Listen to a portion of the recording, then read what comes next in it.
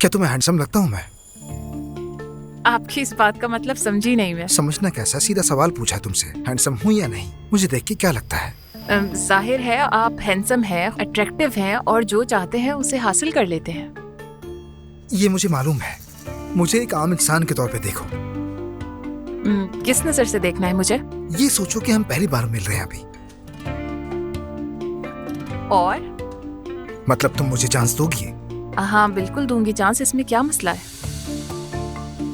यानी इसका शक्ल सूरत से तो कोई ताल्लुक नहीं है। मैं समझी नहीं। तुमसे नहीं कहा, अपने आप से बात कर रहा हूँ यार मैं। तुम मेरे साथ डेटिंग कर सकती हो?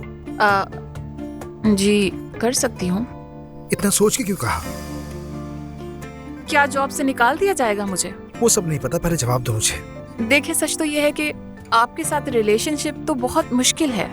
ऐसी बातें किसी के मुंह पे सीधी नहीं कही जाती। जॉब से निकाल दिया क्या? नहीं, अभी तक तो नहीं।